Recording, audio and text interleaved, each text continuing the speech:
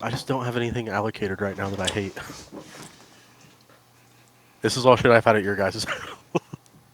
Damn, well, that's fucked. All right, I don't want to hear this shit.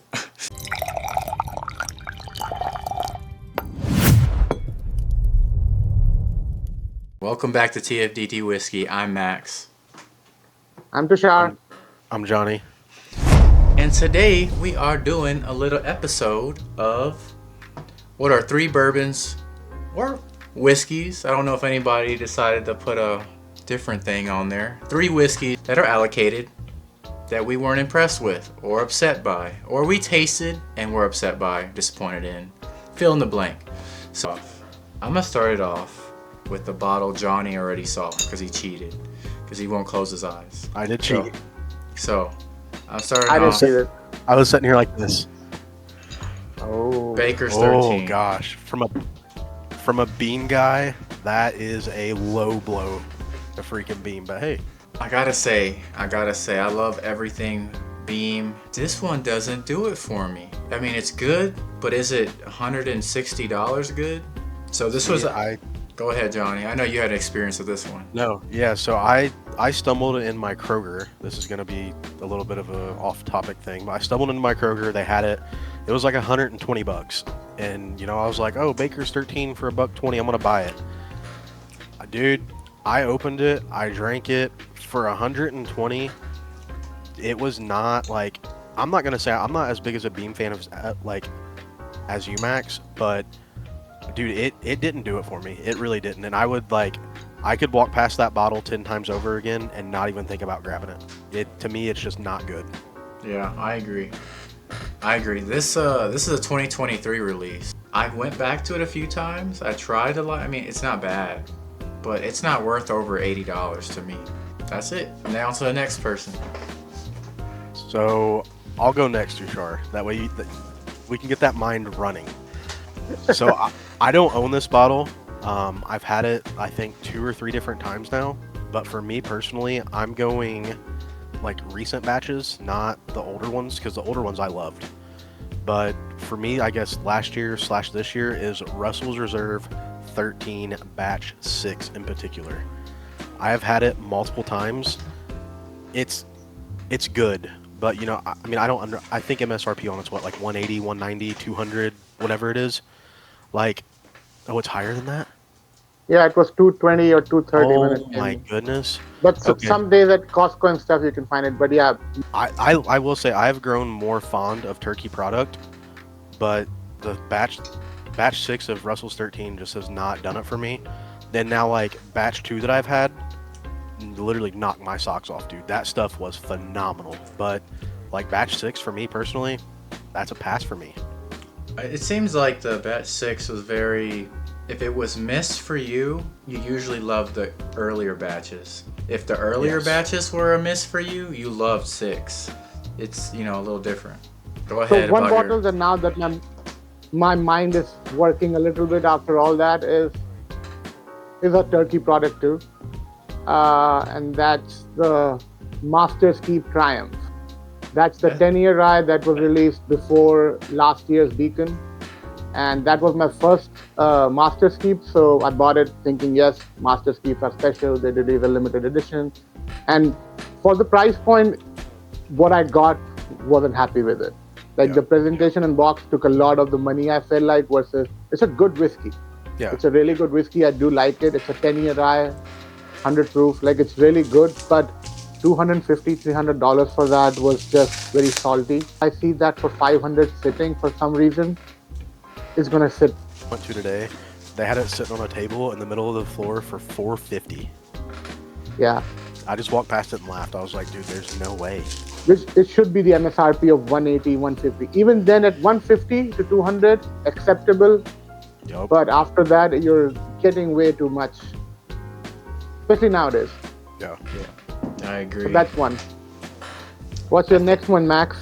I think What that is it? release. I think that release of Triumph was when they raised MSRP like greatly, because I don't remember the one before that being that expensive. I think all the ones before that were around 150 to 200, and after that they went after 250. Like that's Yeah. where they started pumping those numbers up. That's where everything from Wild Turkey, now owned by Campari, is 300 or Yep. 600. Tashar knows I bought this. He knows when I bought a second one and bought a third one. He knows. And the more I drink it, the more I say to myself, why did I buy all this? And immediately regretted it. Oh, Regretted it so no. bad. Oh wow, it's a big Um, one. It's a big and new one. Oh wow. Goodness gracious. Bam. Oh my. I don't hate it. I don't hate it. But it ain't special. It ain't special. And I bought 3, I think. I don't own 3 anymore. I own this one and that's it. But it's good. It ain't worth, what was MSRP? 160, 170? I don't know. 200, 200? Yeah, it was 200, 190.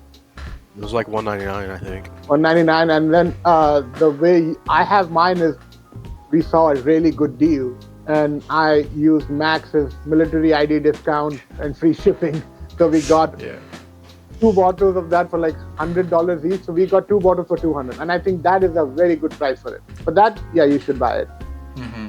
$100, 16-year-old whiskey from Jim Beam. Yeah, that. And I feel like a lot of people who hardcore Jim Beam or old Grandad fans had the same sentiment. $100 too high, proof too low. If it's a 16-year-old old Grandad, at least 114 proof to kind of just pay that homage, but it didn't work. So Yep. it failed on a lot of levels. So yeah, that I can definitely see that being there. Oh yeah. So my next one is it's something that we kind of talked about. I think both of us did on Friday, Tushar. Mine is gonna be, which I don't own this bottle. I've been lucky enough. Max let me try one of his, and then I've had another sample of another one, but I don't know barrel numbers or what this, that, the other. It is the Old Forester President's Choice. I think that someone on that group posted it. It may have been Alex, honestly, that said a sub 10-year whiskey, a 700 mil for what, 200, 250? That's crazy. And like, I'm not like the biggest Brown Foreman person. Like, it's Oh. not the like. This is gonna go off subject a little bit, but like the Old Forester Blue Labels, like those are pretty good. The Green Label Rise, I love. Tushar, you actually gave me the first one I ever had, and I bought a backup immediately. The Black Labels are phenomenal. Like, I was a big fan of 1924. I think the price is pretty steep for it, though. I like, if you could find one at Kroger or something like that, like on clearance, not on clearance, but like, if you can find it for that, awesome. But I don't know, like, and don't get me wrong, like the President's Choice that Max let me have a sample of, and then I forget the other one. I distinctly remember Max's. It was phenomenal, but for the price, man, there's no way. Like, Yeah, I think this discussion that we're having has like a twofold thing to it. A lot of times you buy something and you like something. The regret we're trying to tell is like these whiskeys that we're trying are not bad. It's just the price we paid sometimes or the hype around it yep, doesn't hold up to the value. yep, So none of the President's Choice that I've ever had has been bad.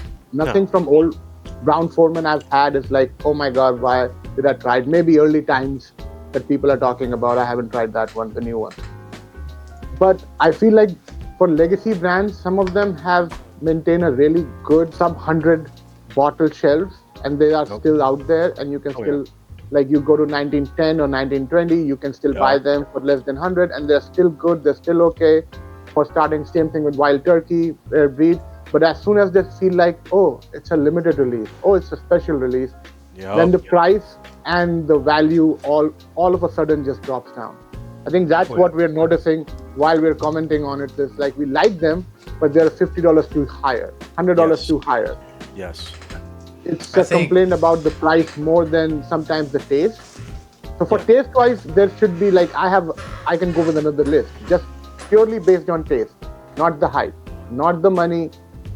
If that's the case, then that Triumph that we talked about, I like that Triumph. But taste wise, it worked. Value wise, did not work. Yeah. Taste wise, Lot B works. Value wise, Lot B doesn't work.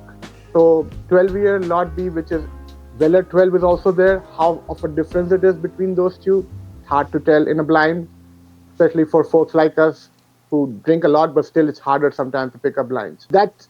And Brown Foreman is one brand which has increasing in the last couple of years. Just capture on the market, like people like their products, so let's release more products, give them more King of Kentuckys in the form of small King of Kentuckys, give them more President Choice, maybe a little younger, which I appreciate. Like there is a lot more out there. You can buy it. There's Yeah. a year ago there was an online drop. You are not in line, you queue in line and you don't get it. You can't ship outside. Now you can get it. Just so that's a good thing. But Yeah. the price is $100 more. That's Yep. when we talk about blue label or their black label, they are still less than 100. And how much of a difference is there between a President's Choice versus a blue label, a good blue label pick? Not too much. No, dude. Some of those blue Especially label nowadays. picks. Oh my goodness! I've had some blue labels that have literally like, Yeah. give me a case of them and I'll be set. So yeah, it's such a weird concept in allocation that we're talking right now, because price point you don't know till you buy them. Nope. You get the chance to buy them. You spend $250, you spend $150, and then you realize is it good or bad or worth it or not. Jumping back to the discussion we're saying, my second would be, uh, uh, I'm just gonna say a range. I don't own a bottle. I've tried some. It's the higher end without disclosing, just saying something out there, and NDP brands, which I don't understand why the fuck they're doing that. How is a 14-year-old whiskey Ooh. from Rare Character is $500? How is a 20-year-old whiskey? Oh my goodness. Doesn't make sense to me. Allocation wise, the regular allocation from legacy distilleries, yes, there are a lot of overstated, overhyped stuff there, 100%. But what is the matter there? I've yet to see a Heaven Hill product from them for $2,500.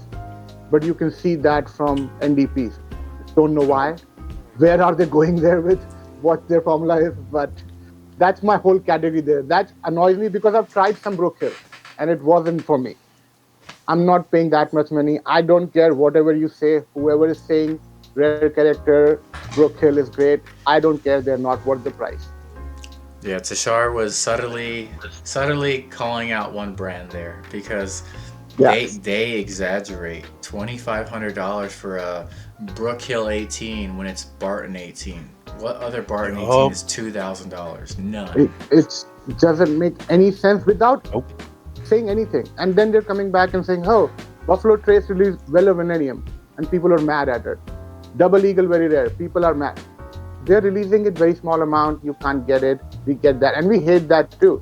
Like, who is that product for? It's for show. Yes. But you are an NDP. You started with popular demand. People Yep. like you, that's why you're growing. Who's that $2,500, $1,500 bottle for?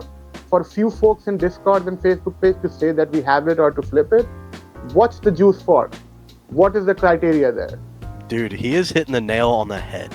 Doesn't make any sense with these NDPs just raising their prices when we like their product. Yes. And we're not gonna and this. Oh, have you guys? Okay, you might have to cut this part. But did you guys notice all the drama around the Hooch Barrel Club? I'm not a part of that, so I have no idea. Oh, so you guys know Hooch Barrel Club is like a Indiana Bourbon Club or some club in Kentucky. Like there are so many I've in seen Kentucky. it. They're one part of that. Yeah. And they've done some great picks. One of their picks was with New Era when New Era Story started. They're really big with New Era. They are friends Okay. with them. Nice people. I've met a couple of the board members. Fine, good. Last week, they dropped on their Facebook page that we are dropping Weller Foolproof Pick. And everybody was very happy because obviously it's very hard to get a Weller Foolproof pick. They said we only have 70 bottles, age, everybody got in. Couple of days later, they posted 70 bottles. Price point is $180 shipped. Oh my gosh. They tripled the price. And people were like, Dude. what? Then separate Discord, separate Facebook pages started like kind of taking shots at them. And then they had a fallout with their own members. So they had two groups, apparently a second backup page, who somebody else was running, who was really part and very big part of that group. He posted some shitty comment on his second page. The first people didn't like it. They kicked him out of the group. Then in the main page, people started talking like, why is it $180? Is it greed? they were not explaining till after 40 people commented. Then they explained that this is the price from the store. The store is asking, and it comes in a it comes in a Louis Vuitton look-alike cardboard bag with the Louis Vuitton Vela foolproof sticker. Dude, don't even get me started. Don't get me started. My point is, I have no problem. Your club, people are paying it, buying it. Again, free market, do whatever the fuck you want to. How is it going? Where are we starting off? And you, Max and I can see that a lot more maybe than you, because the groups and Patreons we're part of, they used to release the same distillery, same NDP products at least $50 cheaper, and it's not on their control. Yeah. They're raising their pricing, so all of a sudden a 13-year-old hazmat Barton from River Roots, which was $150, is now $250 because River Roots wants something. I'm not blaming the content creator or something like that. Yeah, why? What's the price? It's expensive. It's good juice. It's not going to be bad, but why is it so?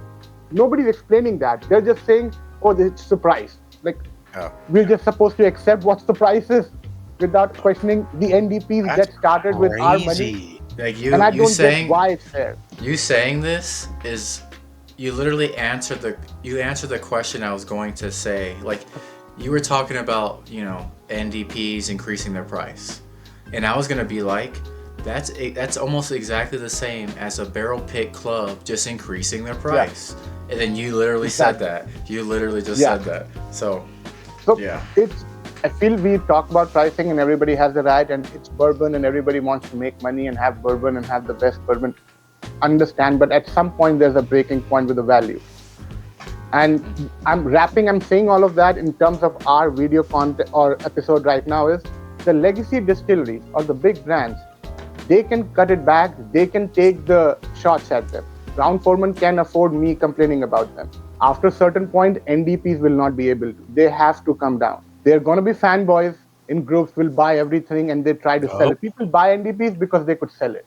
Yes. Now it's not the case. So many 4 or 5, like every day I feel like there's a Facebook page about a new NDP coming up that people are. You're not wrong. Pushing out.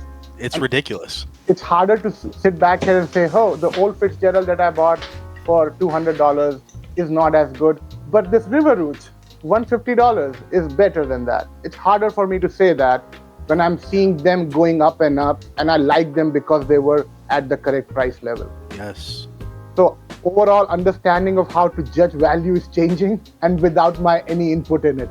It's it's harder to say that, like how you're saying we were talking about Russell's 13 batch 6. Everybody in the media community, most of them trashed it. Price. Same people are turning around and selling a 13-year Barton for $250 very easily. Why? Because you picked it, it's a single barrel, it has notes of chocolate, vanilla, and strawberry, and you put a tater sticker on it. Like, what the fuck? It's a tater sticker, bro. Bro, that tater sticker carries into next month. And we talk about, this is one of my favorite NDPs, if not the favorite NDP. I love River Roots. When we started loving River Roots, they were so affordable, they were doing great stuff. People do custom wax. Oh my God, you can put gold in that wax. I'll still have to open that shit. I still have to throw away the wax and drink the bottle. What will I do if you put same thing with Louis Vuitton bag? Oh my God, what a bottle. It's Weller foolproof, 7 years. Secondary on that is $140 right now. Crazy. It's ridiculous, man. Damn. So coming back to the topics that we have, apart from rare character and NDPs going away, and I took this whole conversation on a different tangent. That's good though. Like I love that about this. For legacy distilleries only for this conversation, after that, I would say Lot B is there for sure. I have one, I've tried it. I don't get the hype around it. I'm not saying it's bad. I just didn't get the hype around it. Yeah. All right. I'm next. It's my last bottle. This one I got early on. Very early on. Is there a date? Ooh. Is there a date on here? Oh. Yeah. 2015. Blue No, Run? it ain't. No, I'm kidding. No, so this was like one of my beginning, not like super beginning. I'm pretty sure I knew Tushar by this point. But still, this purchase is expensive, still. And I was thinking about getting the more expensive version of it, which I would have regretted more. But I bought this. Double single barrel from Lux Row. Oh my gosh. This shit wasn't cheap. It wasn't like I mean, what age statement? There is none. I think it's a 5-year product. I think I got it in 23, filled 18. 5-year age. It's a double single barrel, bro. What does that mean? They blended two bourbon, single barrels. single barrel rye. They blended 2 single barrels, and I fell for it. Double single barrel. And I was about to buy the 12-year double single barrel. Oh single my barrel. god! Yeah. So I'm gonna cut you off. Can we change our group name to Double Single Barrel now? double single barrel. So it's actually hilarious you showed that bottle. So this was like, I was still pretty new into this too. I was at a Meyer, and it was me and like three other bourbon guys hovering around the bourbon aisle, just like looking. And they had like the end cap with like store picks, this, that, the other. Bro, I seen that bottle there, that exact bottle. I bought it, brought it home. I gave like, I want to say I gave $90 for it. Brought it home, cracked it, had one sip, immediately closed it. It sat on the top of my refrigerator for months. And then I ended up moving it for like 45 bucks, or no, 50 bucks. And at the time I was like, oh, what's this? You know, like a double single barrel? Dude, this has to be crazy. Yeah, no, it was ass. Yeah. And this is one of those bottles where I know we were saying, yeah, some of these things we're not saying it's bad, but it's not worth the value. This is borderline bad. This is borderline to me. It is. It is to me as well. It was not good. I have heard people loving Luxro, like their wine finishes and their other single barrels, but when I try them, I don't find the price, especially when we try at the distillery. They are $150, $170, and you try them for $10 or $15. Like, no, not. I don't know why you're charging it. So many bottles. Who's buying them so much? I'm sure there is one. There is a customer base. That's why they're making it. But it's never been something that attracts. Like, oh, new Luxro product is launching, which is going to be single, double, triple, 5 times oak in one barrel, in small bottle, in small batches, in a short barrel. I don't know, man. What's your bottle now? Johnny, the third one. So mine's gonna be like, if you guys have watched The Blind and then like the Buffalo Trace Tearless video, it's gonna contradict itself, but at the same time it's not. To me, Blanton's Gold. Don't get me wrong, I like Blanton's Gold. I do. Max is so pissed. I know. You hating on Blanton is what keeps Max going. But no, like, bruh, someone needs to give Max a fucking CPR or something. That brother is gone. Now you just have to say that Bookers suck, and he'll come right at you. Oh, I love Bookers. But no, like, so granted, I've had the opportunity to buy some Blanton's Golds before, and I've had it multiple times. I will say I don't think I've had like a store pick, which maybe that would change my mind if I had like a crazy store pick. But like regular Blantons, it's not something that I'm gonna like. If I see a regular Blanton sitting on the shelf, I'm not gonna buy it. Like if I see a Blanton store pick, I'm gonna buy it because my local spot done a Blanton store pick, and I wish I could have bought 5 of them. It's so good. It's so different. Like Blanton straight from the barrel, I love, and that's what I'm referring to the blind, the latest blind that we done. Blanton's has all these other like releases and stuff. Like we had the one at Max's bottle share that I forget which one it was. I can't remember the name. The super high proof one that drank super low. And you know, you have like the Takara Red that is allegedly aged 2 years longer, and it's like the Japan only release. And then you got, I could be wrong about this, correct me if I am, like the Takara Black, Takara Green, like all these other ones. And like, yeah, they're cool, whatever. But like, dude, the gold just doesn't do it for me. Like it's what, 96 proof, I think? 103, I think. 103. 103. It's not bad by any means, but like it's just not, if I'm giving that much for something, and like, you know, I think a while back some Sam's Clubs or Costco, whatever, had it for like 130. I would buy one at 130, but the 180 or 150, whatever it is, like it's not for me. I would rather put my money somewhere else. Like you get up there in that ballpark, I just think it's it's kind of hard in my opinion, honestly. And I'm not saying it's bad by any means. It's not. It's good. Like I I enjoy it, but it's just not something that I would ever buy again, personally, unless I could get it at the discounted rate from like one of the big box retailers. That's me. So for my last, I might have like 3 or 4 bottles in my head right now. It's rotating. Okay. But one is a recent one, which I'm not including because it was only available through a tour. If you do the tour, you get a chance to buy it and you get to try it. So if you buy it, then that's why it's a little out there. Like, is it actually that bad? Because you get to try it after the tour and then you buy it. Yeah. But the price definitely makes it not worth what it is. So it could be an honorable mention. That's the Heaven Hill Unity bottle, which they released for their newer. It's $200. It's 107 proof. It has 34-year-old whiskey in there. But for 200, after the tour cost, after you go there, it's pretty good. But is it? I have to find a person right now who likes Heaven Hill, and I put that and the 7-year pick, bottle and bond pick from Heaven Hill, and I put an Elijah Craig and see who picks what.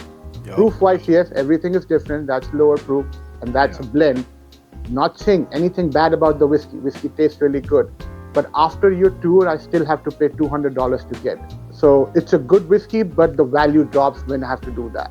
And on the same lines is Penelope Estate Collection. Penelope is famous. Penelope is awesome because it gives you SRP bottles, and those are good bottles for people who like them. I personally do not, but there is a big fan following of Penelope because they release sub-$100 bottles, which have hit the mark for them for a very long time. Yep.